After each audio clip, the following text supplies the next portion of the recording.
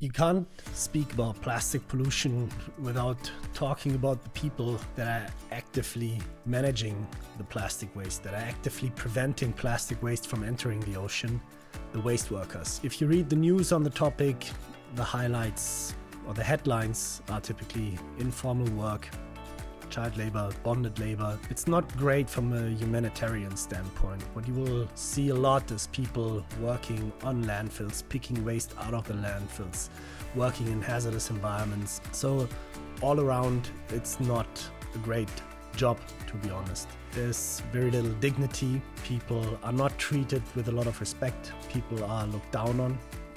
You don't even have to travel that far, even here in Germany, right? When you see waste collectors, there are stigmas, there are stereotypes about it, and at the same time it is such a fundamental and critical work. We should be eternally grateful to those people that pick up behind us and keep everything clean. We knew that this is a challenge when we started CleanHub. When I started the company, I was 28, and honestly, I had no idea about global supply chains, let alone about global working standards. And one of the first things that we did was actually talk to an external expert. In our case, that is Kate Larson from Supplier Code.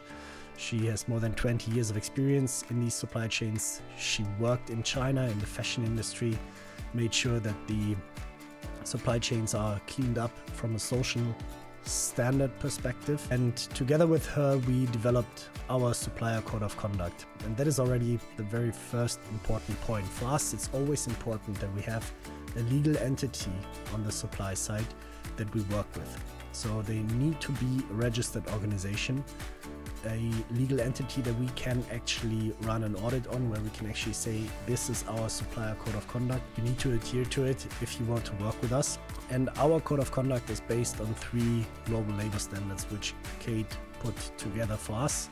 You can download the Supplier Code of Conduct on our website. I can also link it down in the notes under this video. The 3 global standards that we work towards are SA 8000, which is predominantly used in Germany, the Fair Labor Association, which is more US based, and then the Ethical Trading Initiative, which is more used in the UK. And Kate drew from these 3 standards and built up our own Code of Conduct. At the same time, a Code of Conduct is worthless if you don't implement it, if you don't audit against it. And the way how it works with CleanHub is, if we have a new partner, we typically run a pilot. And in the pilot itself, we do a first citing of the documents they have, because we ourselves employ 3 social auditors on our team that are based in the country. So we have 2 in India, 1 in Indonesia, which are our strongest markets. And they then also work with the projects that we have, for example, in Tanzania or in Guatemala, because they know the standards inside out. By now, they are also SA 8000 certified social auditors, and they cite all the documents that are available. They already do basically desk research on our suppliers where they comply with our standard and where there's gaps. So after the pilot, we already have a pretty comprehensive picture of them. And then if we move into a long-term contract with them, we bring in third-party external social auditors that go in and run a comprehensive social audit.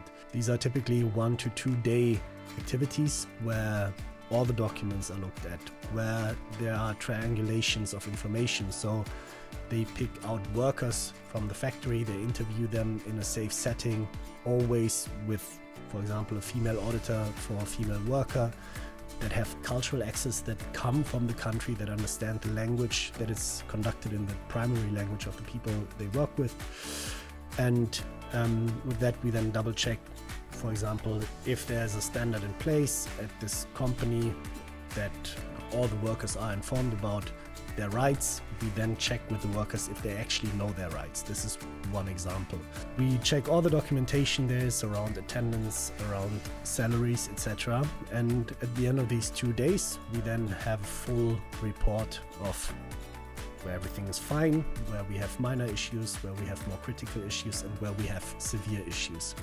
And depending on the hierarchy or on the severity of the cases, we then go in and work together with our partners to fix it. Because what you can't expect is that you go into a social audit and everything is green. These audits are incredibly detailed, they go deep, and at the same time we work with an industry that is pretty nascent, that primarily happened on a local basis, because waste management is always local. You don't collect waste in, let's say, Indonesia as a company that has its headquarters in India, but the actual operations always happen locally. So you very rarely are in touch with international players, and therefore our partners typically are also not aware of international labor laws. So it's always also an upskilling journey that we are on, but we want to see progress. And especially on severe topics, things need to be resolved very quickly. This can include firefighting mechanisms, firefighting drills, because there is fire risk in a waste management facility. Fortunately, we didn't have any cases of child labor yet or bonded labor. These are also very serious topics which would need to be addressed immediately. For us, that would almost be a red flag, because we want the partners to be transparent with us already in the pilot phase, and if they lie to us about such fundamental topics, we typically would not go into a long-term contract. So this is how it works. We then have this so-called gap report, and this gap report is also documented on our platform internally, where we have a management center where we can see the deadlines at which things need to be resolved at. Our partners can upload the evidence on the platform itself, that we can also see, okay, things changed. And the beauty is our team is in country. They are on the ground. They can sit down with our partners, work through these topics. They can cite the evidence that something was resolved.